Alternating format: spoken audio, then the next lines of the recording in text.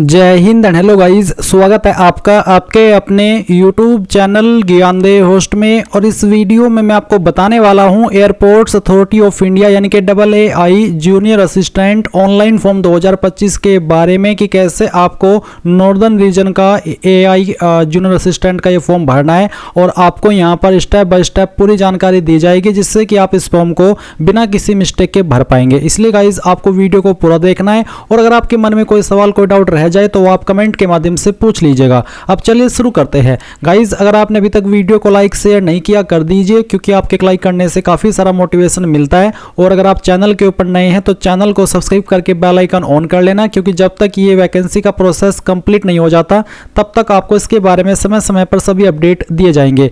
इसके बाद में जो लिंक मैंने आपको वीडियो के डिस्क्रिप्शन में दिया है ये आप ओपन करेंगे। ओपन करने के बाद आपको जानने को मिलेगा कि आपकी जूनियर असिस्टेंट की वैकेंसी निकाली है। टोटल पोस्ट इसमें 224 है। फॉर्म आप लोग यहां पर 4 फरवरी से लेकर के 5 मार्च 2025 तक भर पाएंगे। कौन सी पोस्ट के लिए एग्जैक्टली क्या क्वालिफिकेशन चाहिए उसकी जानकारी आपको यहां पर देखने को मिलेगी। जूनियर असिस्टेंट फायर सर्विस पर अप्लाई करने के लिए क्या क्वालिफिकेशन चाहिए वो भी आप यहां पर चेक कर सकते हैं। और इसके लिए जो वैकेंसी है सबसे ज़्यादा है 152। और फीस भी यहाँ पर जनरल OBC EWS के लिए 1000 है और SC ST विकलांग के लिए कोई नहीं है। फिर सैलरी की इन्फॉर्मेशन आप यहाँ पर देख सकते हैं, सिलेक्शन प्रोसेस देख सकते हैं। सभी जानकारी चेक करने के बाद आप इंपॉर्टेंट लिंक के सेक्शन में आएंगे और अप्लाई ऑनलाइन लिंक ओपन करेंगे। आपके सामने कुछ ऐसा इंटरफेस आ जाएगा। अब यहाँ पर आने के बाद में आप रजिस्टर पर क्लिक करेंगे। इसके बाद में गाइज आपके सामने इस तरह से इंटरफेस आएगा। अब आपको यहाँ पर पोस्ट नेम में अपना पोस्ट सेलेक्ट कर लेना जिसके लिए आप अप्लाई करना चाहते हैं। फिर आपको यहाँ पर आपका पूरा नाम 10th के सर्टिफिकेट के अकॉर्डिंग एंटर करना है। फिर आप यहाँ पर आपका मोबाइल नंबर डालेंगे। मोबाइल नंबर को दोबारा डाल करके वेरीफाई करेंगे। कोई अन्य फ़ोन नंबर देना चाहते हैं तो आप अल्टरनेट मोबाइल नंबर के अंदर दे देंगे, नहीं तो आप चाहे तो इस ऑप्शन को खाली भी छोड़ सकते हैं। फिर आपको आपका ईमेल एड्रेस डालना है। ईमेल एड्रेस को दोबारा डाल करके वेरीफाई करना है। उसके बाद आप जनरेट OTP के ऊपर क्लिक करेंगे तो आपके सामने एक न्यू विंडो ओपन होगी और आपको इस तरह का कैप्चा डालना है। और कैप्चा डालने के बाद जैसे आप सबमिट करेंगे तो आपको ईमेल और मैसेज दोनों के ऊपर OTP सेंड किया जाएगा। कोई भी एक OTP आप यहाँ पर डाल दीजिएगा और उसको वेरीफाई कर दीजिएगा। फिर आप नीचे आई एग्री के ऊपर क्लिक करेंगे, ये कैप्चा कोड डालेंगे और रीवेरीफाई इसके ऊपर क्लिक करेंगे। रीवेरीफाई के ऊपर क्लिक करने के बाद जो भी जानकारी आपने भरी, चाहे वो आपका पोस्ट नेम हो, आपका नाम हो, आपका नंबर या ईमेल हो, ये आपको डबल चेक करनी है और इनबॉक्स के ऊपर टिक करना है। अगर आपने यहाँ पर इनको डबल टिक कर दिया और सबमिट कर दिया तो और उसके बाद में आपको लगा कि कोई जानकारी गलत हो गई है तो फिर आप इसको सही नहीं कर पाएंगे। इसलिए पूरी तरीके से श्योर होने के बाद ही आपको यहाँ पर इनके ऊपर चेक बॉक्स करके सबमिट करना है। अब आप यहाँ से प्राइवेसी नोटिस को आई एग्री करेंगे और उसके बाद में यहाँ से इसको भी ओके कर देंगे। ओके करने के बाद आप यहाँ पर देखेंगे कि जो आपका रजिस्ट्रेशन है वो हो चुका है। आपको रजिस्ट्रेशन नंबर एंड पासवर्ड की जानकारी ईमेल और मैसेज के माध्यम से सेंड कर दी जाएगी। और अभी आप यहाँ पर अपना फॉर्म कंप्लीट करेंगे तो आप गो टू एप्लीकेशन इसके ऊपर क्लिक कीजिए। आपके सामने इस तरह से प्रोसेसिंग होगी जहाँ पर आपको ब्राउजर रिकमेंड किया जाता है कि हाँ आप इन ब्राउजर के अंदर फॉर्म को बेहतर तरीके से फिल कर सकते हैं। अभी आप यहाँ पर आएंगे और बाकी की इन्फॉर्मेशन भरेंगे। तो सबसे पहले आपको आपका जेंडर सेलेक्ट कर लेना है। फिर जो भी आपके डेट ऑफ बर्थ हो आप यहाँ पर कैलेंडर के ऊपर क्लिक करके सिलेक्ट कर लेंगे इस तरह से। फिर आएगा नेशनलिटी, तो नेशनलिटी में आप सिटीजन ऑफ इंडिया सेलेक्ट कर लीजिए। फिर पूछा है कि are you domicile of Chandigarh, Delhi, Haryana, Himachal Pradesh, Jammu and Kashmir, Ladakh, Madhya Pradesh, Punjab, Rajasthan, Uttar Pradesh, Uttarakhand. क्या आप इनमें से जो यहाँ पर आपको यूनियन टेरिटरी और स्टेट मेंशन की गई, क्या आप यहाँ के निवासी हैं? अगर हाँ तो यस, अगर आप नहीं हैं तो आप नो करेंगे। और फिर इसके बाद आएगा कि आप एलिजिबल नहीं है अप्लाई करने के लिए, क्योंकि इसमें नॉर्दर्न रीजन के कैंडिडेट अप्लाई कर सकते हैं और नॉर्दर्न रीजन के अंदर ये यूनियन टेरिटरी और ये स्टेट आती है जो कि यहाँ पर आपको दी गई है। तो आप यहाँ पर यस करने के बाद में आपको बताना है कि आपकी जो स्टेट है इनमें से वो कौन सी है। जो भी है वो आप यहाँ पर सेलेक्ट कर लीजिए। रिजर्वेशन कैटेगरी आपकी कौन सी है, जनरल, OBC EWS ST या SC, जो भी है वो आप सेलेक्ट कर लेंगे। वैसे तो मैं OBC में आता हूँ पर मैं इसको ST से भरूंगा क्योंकि मुझे फीस पे नहीं करनी और आपको फॉर्म का पूरा प्रोसेस दिखाना है। उसके बाद आप यहाँ पर जो आपका फादर नेम है वो एंटर करेंगे। ये भी आप आपके 10th के सर्टिफिकेट के अकॉर्डिंग भरिएगा। फिर आपको यहाँ पर आपकी माताजी का नाम डालना है।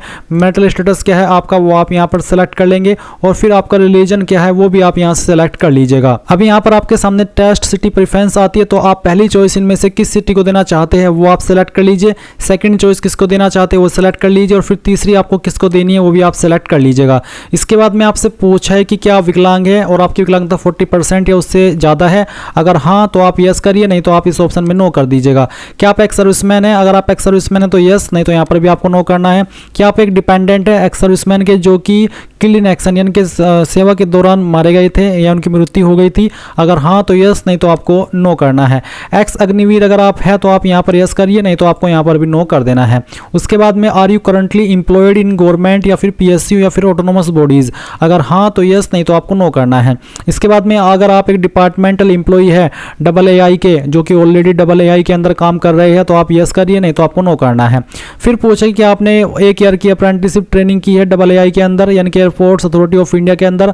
अगर हाँ तो यस, और यस करने के बाद में आपको अप्रेंटिसशिप नंबर देना होगा, और अगर आपने नहीं की है तो नो कर दीजिए और सेव एंड नेक्स्ट के ऊपर क्लिक कर दीजिए। अब गाइज आपके सामने यहाँ पर कॉरेस्पोंडेंस एड्रेस की जानकारी आ जाएगी, तो आप यहाँ पर एड्रेस लाइन 1 और 2 के अंदर जो भी आपका एड्रेस है वो डाल देंगे, और उसके बाद में जो आपकी कंट्री है उसमें इंडिया सेलेक्ट कर लेंगे। फिर जो आपकी स्टेट है इनमें से वो स्टेट सेलेक्ट कर लेंगे, और सिटी डिस्ट्रिक्ट कौन सी है वो भी आपको सेलेक्ट कर लेनी है। उसके बाद आप यहाँ पर जो आपका पिन कोड है वो डाल देंगे, और आपसे पूछा है कि क्या आपका परमानेंट एड्रेस और जो कॉरेस्पोंडेंस एड्रेस है क्या वो सेम है, एक ही है? अगर हाँ तो यस कर दीजिएगा। कॉरेस्पोंडेंस एड्रेस से मतलब होता है प्रेजेंट एड्रेस, पर अगर आपका प्रेजेंट एड्रेस और परमानेंट एड्रेस अलग है तो इसको ऐसे रहने दीजिए, और नीचे आपका जो परमानेंट एड्रेस है वो भर दीजिए, और फिर आप सेव एंड नेक्स्ट के ऊपर क्लिक कीजिएगा। अब आपके सामने यहाँ पर क्वालिफिकेशन डिटेल आ चुकी है, तो सबसे पहले आप यहाँ पर 10वीं की इन्फॉर्मेशन भरेंगे। 10वीं आपने किस बोर्ड के द्वारा की है उस बोर्ड का नाम यहाँ पर लिख देंगे। कब आपने आपकी 10वीं पास कर ली थी वो साल आपको यहाँ पर सिलेक्ट कर लेना है, जैसे कि मैं आपको सिलेक्ट करके दिखा रहा हूँ, ऐसे आप यहाँ पर सिलेक्ट कर लीजिएगा।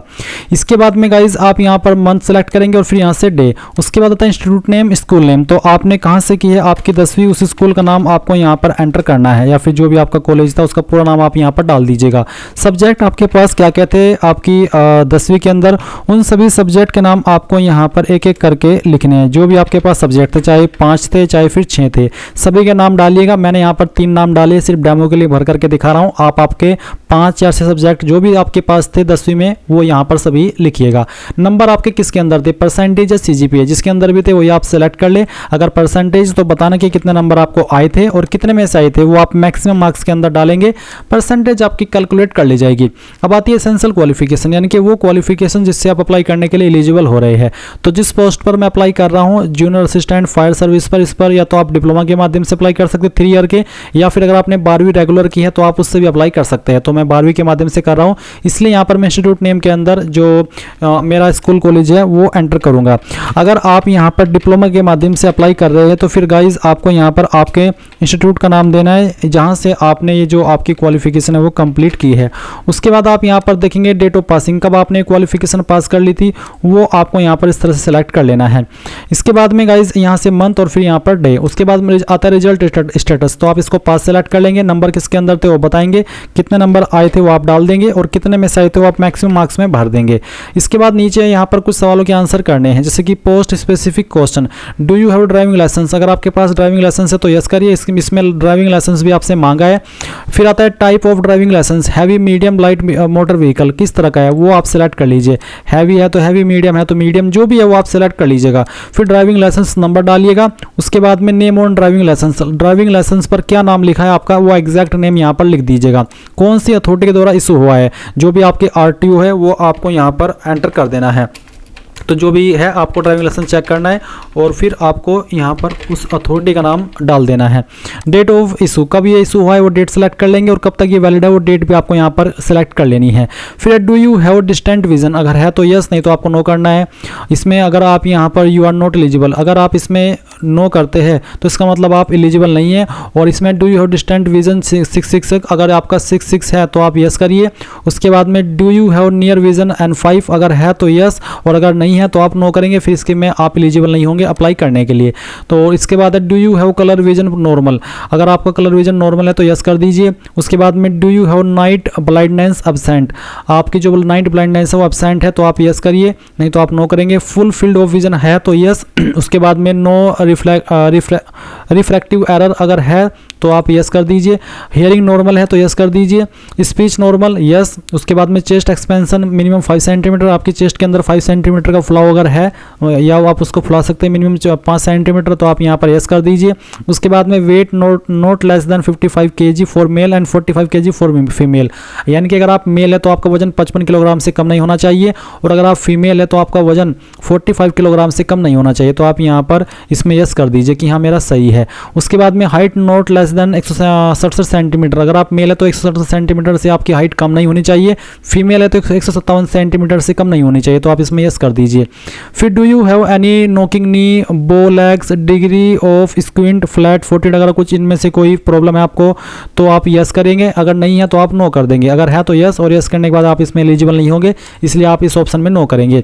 फिर अगर आपके पास कोई अन्य क्वालिफिकेशन है तो आप उस क्वालिफिकेशन का नाम यहाँ पर लिखेंगे और बताएंगे कि आपने वो कहाँ से की है, किस स्पेशलाइजेशन के अंदर की है, कब पास की है, किसके अंदर नंबर है, कितने नंबर आए थे और कितने में से आए थे। अगर नहीं है तो आप इसको खाली छोड़ दीजिए। और अगर आप ऐसी पोस्ट पर अप्लाई कर रहे हैं जिस पर एक्सपीरियंस मांगा है तो फिर आप एक्सपीरियंस की इन्फॉर्मेशन भरेंगे। नेम ऑफ द ऑर्गेनाइजेशन के अंदर उस कंपनी का नाम देंगे जहां पर आपने काम किया है, किस तरह का आपका ऑर्गेनाइजेशन था वो आप बताएंगे कि पीएसयू, गवर्नमेंट, प्राइवेट या अदर, किस पोस्ट पर रहकर काम किया वो बताएंगे, कब आपने जॉब ज्वाइन की थी वो स्टार्ट डेट ऑफ सर्विस में डेट सेलेक्ट कर लेंगे, और कब तक आपने जॉब की थी वो आप वर्क एंड डेट में सेलेक्ट कर लेंगे। पे स्केल या सीटीसी कितना मिलता था वो आप बता देंगे। फिर नीचे की तरफ आएंगे और सेव नेक्स्ट के ऊपर क्लिक करेंगे। अब गाइज आपके सामने डॉक्यूमेंट एंड पेमेंट का सेक्शन आ जाएगा। अब आप यहाँ पर आपका फोटो अपलोड करेंगे। फोटो अपलोड आप कैसा करेंगे वो जान लीजिए। फोटो का बैकग्राउंड व्हाइट और साइज 50 से 100 KB के बीच में रहना चाहिए। तो आप ब्राउज टू अपलोड के ऊपर क्लिक करेंगे, जहां पर भी आपकी फोटो फाइल है वो आपको सेलेक्ट करनी है। तो चलिए मैं यहाँ पर एक डेमो के लिए फाइल आपको अपलोड करके दिखाता हूँ। तो मैं इस फाइल को सिलेक्ट कर लेता हूँ, ओपन करता हूँ, इस तरह से फाइल आएगी। अब आप यहाँ पर इसको क्लोज कीजिए और व्यू अपलोडेड फोटो के ऊपर क्लिक करके इसको व्यू कर लेंगे। फिर आप यहाँ पर आपका सिग्नेचर अपलोड करेंगे। इसका साइज 50 से 100 KB के बीच में रखा है, तो जहाँ पर साइन की फाइल है सेलेक्ट कीजिए, ओपन कीजिए।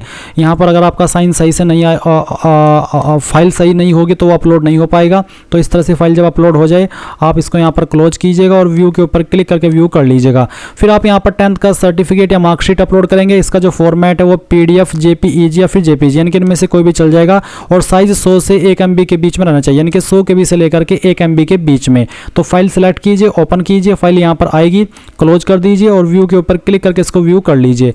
मैं डेमो के लिए यहाँ पर फाइल अपलोड कर रहा हूँ। फिर आती है एसेंशियल सर्टिफिकेट। अगर आप डिप्लोमा के माध्यम से अपलोड कर रहे हैं, फॉर्म भर रहे हैं, तो आपको यहाँ पर डिप्लोमा का सर्टिफिकेट अपलोड करना है, और अगर आप 12वीं के माध्यम से कर रहे हैं तो आपको 12वीं का सर्टिफिकेट यहाँ पर अपलोड करना है। तो जहाँ पर भी फाइल है सेलेक्ट कीजिए, ओपन कीजिए और यहाँ से उस फाइल को अपलोड करके व्यू के ऊपर क्लिक करके व्यू कर लीजिए। फिर यहाँ पर आता है upload your state domicile certificate, यानी कि जो आपका निवास प्रमाण पत्र है स्टेट का वो आपको अपलोड करना है, जिसका मतलब ये हो जाता है कि आपको निवास प्रमाण पत्र अपलोड करना अनिवार्य है। तो जहाँ पर भी फाइल है सेलेक्ट कर लीजिएगा। मैं जैसे कि आपको बताया कि डेमो के लिए फॉर्म को भर रहा हूँ, तो मैं यहाँ पर इस फाइल को सेलेक्ट कर लेता हूँ और फिर इस तरह से आपका डोमिसाइल यहाँ पर आ जाएगा। आप व्यू के ऊपर क्लिक करके इस तरह से आपका डोमिसाइल व्यू कर लेंगे। फिर यहाँ पर आता है upload your driving licence certificate. तो जो ड्राइविंग लाइसेंस है वो भी आप अपलोड कर देंगे। जैसे कि मैंने कहा कि डेमो के लिए भर रहा हूँ, तो मैं यहाँ पर इस फाइल को सेलेक्ट कर लेता हूँ और फिर यहाँ पर चलिए हम इसको ओपन कर लेते हैं।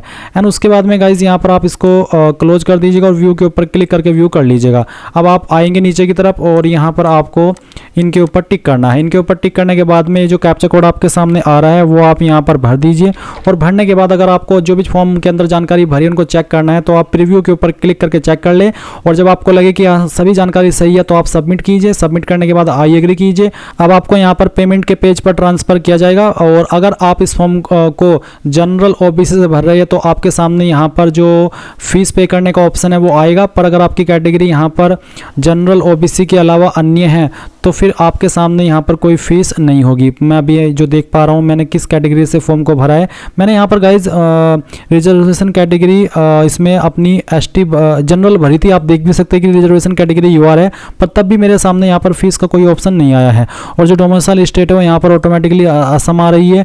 और ये जो प्रॉब्लम है मुझे लगता है कि ये वेबसाइट के सर्वर की प्रॉब्लम है, क्योंकि मैंने तो इसमें जो अपनी स्टेट है वो उत्तर प्रदेश भरी थी और रिजर्वेशन कैटेगरी मैंने जनरल सेलेक्ट की थी, आप देख भी सकते हैं, पर तब भी मेरे सामने पेमेंट का ऑप्शन नहीं आया। तो मुझे लगता है कि ये वेबसाइट के अंदर अभी इशू आ रहा है। आपको कुछ टाइम के बाद में ट्राई करना है। अगर आपको भी कुछ ऐसा इशू आ रहा है तो थोड़ी देर बाद लॉगिन करके देखिएगा, और लॉगिन करने के बाद जब आप यहाँ पर फॉर्म का प्रिंट ले रहे हो और इन्फॉर्मेशन आपकी सही आ रही है तो अच्छी बात है, नहीं तो फिर गाइज आपको न्यू रजिस्ट्रेशन करना होगा नई ईमेल और पासवर्ड के, नई ईमेल और नंबर के साथ में।